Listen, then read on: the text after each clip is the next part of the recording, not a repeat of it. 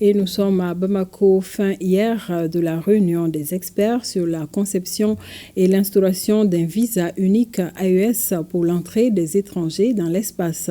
Dénommé visa Liptako, l'objectif est de faciliter les mouvements des détenteurs de ce visa dans l'espace AES. Les experts des 3 pays réunis à Bamako ont adopté un modèle qu'ils vont soumettre au ministre en charge de la sécurité. Les détails avec Aloucine Touré. Pas encore de spécimens exhibés devant la presse, mais le visa Liptako a bien été conceptualisé et adopté par les experts des 3 pays réunis depuis 48 heures dans la capitale malienne.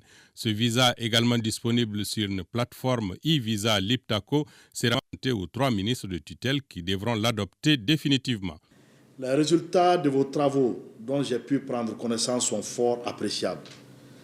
Je note avec beaucoup de satisfaction et de fierté vos conclusions portant, entre autres, sur la mise en place d'une plateforme e-visa Liptako, projet de vignette ou sticker Liptako avec les spécifications techniques et l'élaboration d'une feuille de route assortie de recommandations.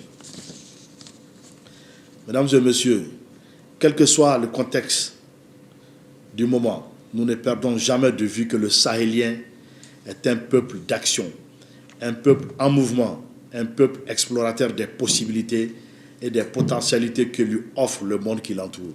Loin d'être un moyen de réciprocité en réponse aux pays qui exigent des visas pour l'entrée de nos ressortissants dans leur espace, le visa Liptako sera un moyen de conforter nos visiteurs et leur offrir l'accueil traditionnel sahélien.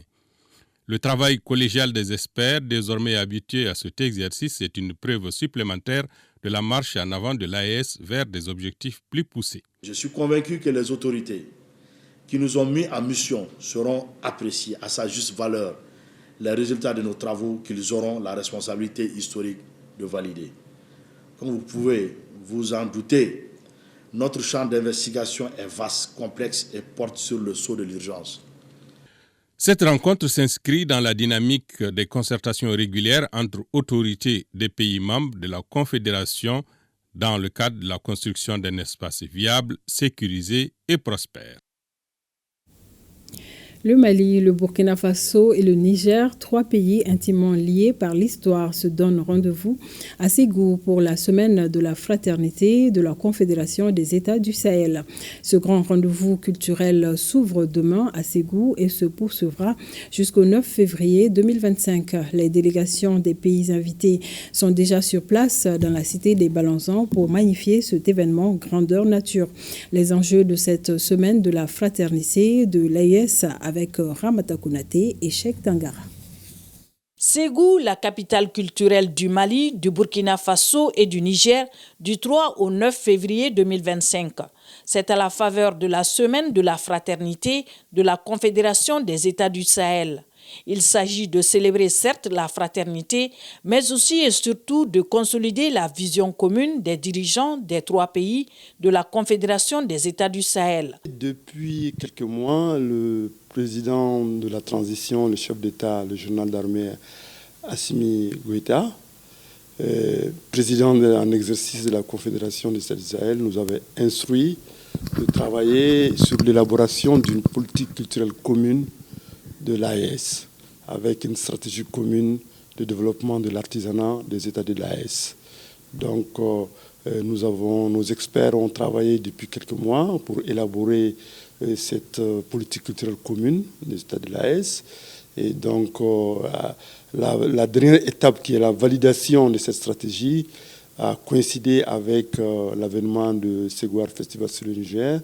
Donc, nous avons décidé de coupler les 2 événements pour en faire une grande fête pour célébrer cette riche culture de notre patrimoine commun. Cette fraternité a commencé bien avant l'AES, puisque avant l'existence de l'AES, nous on parlait toujours du Liptako Gourma, qui est vraiment l'embryon, l'origine de l'AES, c'est le même peuple, c'est la même culture. Cette semaine, c'est l'expression purement culturelle de tout ce qu'on a d'original de nos 3 pays pour l'image du monde. La semaine s'annonce très belle, le festival sera très beau et nous allons donc partager nos richesses culturelles, partager toutes nos connaissances, toutes nos expériences en matière donc, de culture Et c'est véritablement ça l'AES. Et les autorités de la Confédération des États du Sahel voient grand en cette semaine de la fraternité entre les trois pays. Nous espérons fortement que cette semaine, après une semaine d'échange, de partage, de communion, non seulement nous allons sortir avec une politique culturelle commune validée par les trois ministres de la culture, mais aussi une stratégie de développement sur les 5-10 ans à venir de l'artisanat de notre espace. Le président de la transition, en annonçant l'année de la culture, a bien dit qu'il faut promouvoir les talents du Mali. Mais avec cette rencontre, il propose à ses pairs d'élargir cette année de la culture à l'ensemble de la Confédération. Avec comme thème 3 États souverains, un destin commun, un avenir prospère, on s'attend cette semaine à des activités riches et variées comme la nuit de l'AES, le colloque sur la construction d'un État confédéral au Sahel, enjeux et perspectives, des rencontres communautaires autour de la gastronomie et de l'artisanat des 3 pays, Mali, Niger, Burkina Faso, la soirée de la diversité culturelle. Et la capitale des Balanzans, avec son hospitalité légendaire, ouvre grandement ses portes à ces milliers de frères et sœurs de la Confédération des États du Sahel et plusieurs autres invités de marque venus d'autres horizons. L'importance de cette semaine, c'est la cohésion. Parce que se frotter pendant une semaine, ça va permettre à tout un chacun de voir comment la culture de l'autre se dirige. Quelqu'un qui quitte le Burkina ou Niger, qui n'a jamais été au Mali, et les Maliens qui n'ont jamais été au Burkina ni au Niger, qui vont se réunir ici pendant une semaine qu'on va essayer de parler de gauche à droite.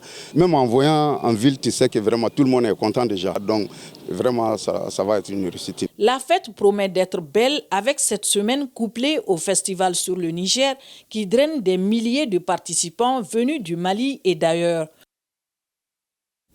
Nous restons à Ségou. La ville est parée aux couleurs des 3 pays de l'AES. Les drapeaux arborent les grandes artères. La cité des Balanzans fait donc peau neuve l'une de nos équipes de reportage dirigée par Awadit Makamara a fait un tour dans la ville. Du quai des Arts à la grande scène d'Armanzon et le site de la foire, chacun s'active de son côté pour réserver un accueil des grands jours aux différentes délégations. Ségou sous les projecteurs de nos envoyés spéciaux. Suivons.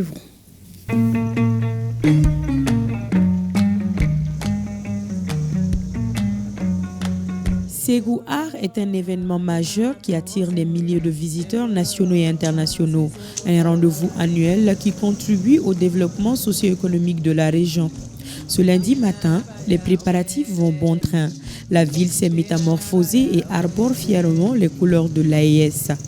Ségou Art, Festival sur le Niger, cette année, la programmation est riche et éclectique. Cette année, la première innovation, c'est qu'on aura une ouverture de grandeur nature au niveau de la scène d'Armanzon, où on aura l'ouverture officielle de Ségou Art Festival sur le Niger, avec la symphonie musicale sur la paix. Cette édition est un mélange d'activités culturelles, artistiques et éducatives qui promet d'enchanter les participants. Faites ça rapidement. On n'a pas toute la journée pour ça, vous aussi. Mais avant d'attacher, il faut tendre la corde. La grande scène d'Armanzon où se produisent les artistes de renom reçoit les dernières touches.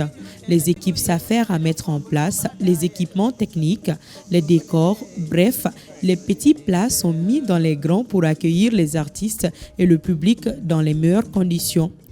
Actuellement, on est à 99%. On attend que le jour J pour commencer. Et cette année, on doit s'entendre à beaucoup de manifestations. Un peu plus loin, au quai des Arts, les stands des différents partenaires et exposants commencent également à prendre forme. Ils offrent aussi un véritable espace d'animation et de découverte pour les festivaliers. Nous sommes actuellement à la phase de l'installation des exposants qui nous viennent de plus de 40 pays d'Afrique et d'ailleurs. Depuis 2 jours, les exposants commencent à s'installer tout doucement dans leurs stands. Et nous avons en tout 250 stands ordinaires qui sont des stands de 9 mètres carrés et 52 stands VIP qui sont de 15 à 18 mètres carrés. Bienvenue au stand AES. Ce stand sera une vitrine de la richesse culturelle et de l'engagement de l'Alliance en faveur du développement et de la coopération régionale. Ce stand, vous allez voir, c'est les 3 pays. C'est une exposition intégrée où les produits du Burkina ou du Mali ou du Niger se retrouvent partout. Donc pour monter cette unité, cette union que nous voulons faire au niveau de l'AES, on veut le matérialiser par notre stand. Dans ce stand, d'abord, pour vous dire que cette année, on a mis le focus sur l'artisanat Touareg. Les Touaregs étant le peuple commun à tous les 3 pays. La cité des Balanzans est dans une effervescence palpable. Chacun se prépare à accueillir les nombreux invités et touristes. Nous attendons les festivals avec beaucoup d'enthousiasme, surtout avec la dimension AES cette année. Pendant la période, j'arrive à bien vendre.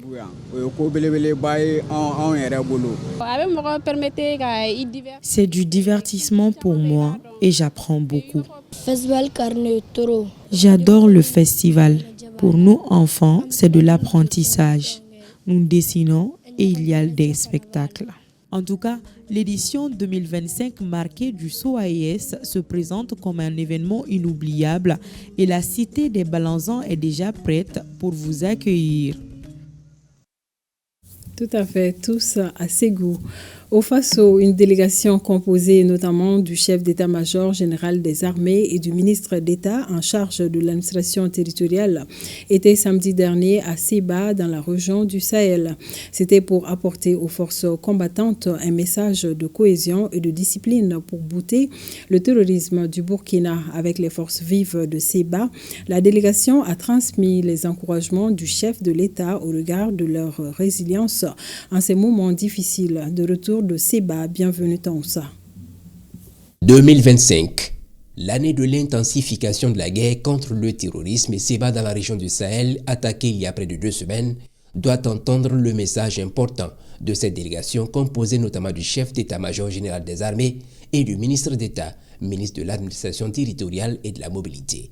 C'est le moment de se souder davantage pour gagner la guerre et la discipline est de mise. C'est l'essentiel du message adressé aux hommes du détachement.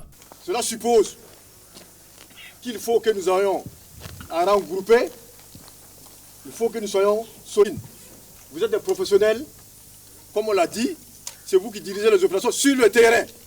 Et donc, vous devez travailler de concert avec les VDP, de concert avec la population, pour que nous puissions gagner cette guerre-là. Individuellement pris, on ne pourra pas. Et donc, vous devez aller dans le même sens. Et dans ce contexte, les réseaux sociaux représentent une menace à plus d'un titre. Les forces combattantes sont invitées à se départir des propos haineux et mensongers qui y sont véhiculés, gage d'efficacité. Actuellement, la guerre prend d'autres dimensions. C'est une guerre de libération. Il y a des attaques sur le terrain.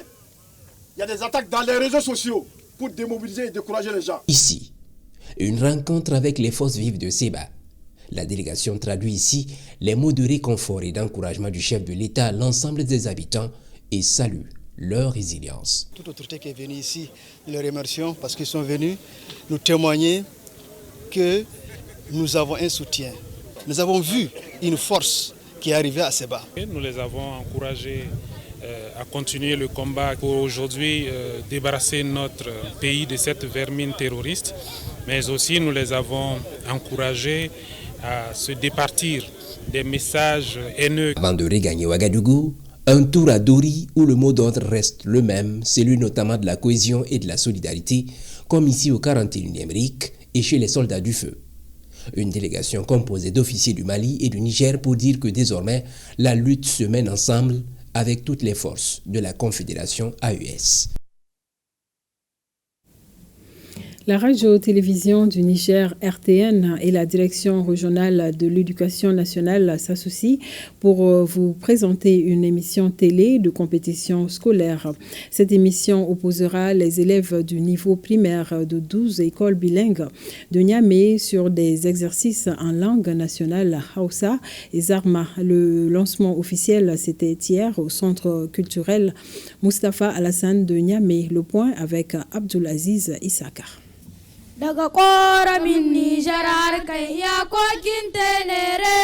C'est l'hymne national en langue Hausa qui a donné le ton à cette cérémonie qui marque le lancement officiel de l'émission télé dénommée Les Impatables. Un programme qui sera diffusé sur la radio et télévision du Niger et qui mettra en compétition pendant 14 semaines les élèves des écoles primaires bilingues de la région de Niamey. Durant ce championnat, des élèves issus de 12 écoles bilingues, 6 en Hausa et 6 en Zarma de notre région, vont rivaliser d'ardeur et de créativité en poésie, en lecture et épelle-moi pour décrocher les meilleurs classements. Chaque école présentera 5 candidats parmi lesquels 3 vont compétir selon les options ci-dessus énoncées. Ce championnat se veut donc un espace de convivialité et d'enrichissement mutuel. Cet événement qui sera régulièrement diffusé à la télévision nationale constituera sans nul doute un rendez-vous à ne pas manquer. À travers cette compétition, les projecteurs seront braqués sur le travail que les écoles bilingues font dans la transmission du savoir en langue nationale, levier de développement inclusif.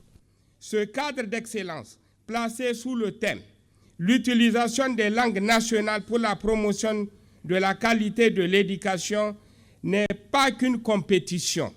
C'est un acte de résistance culturelle, un hommage à notre identité et une promesse d'avenir pour nos enfants. Cette initiative vient ainsi apporter un peu plus d'eau au moulin de la matérialisation des ambitions des plus hautes autorités du pays en matière de valorisation des valeurs culturelles et de promotion de nos langues nationales.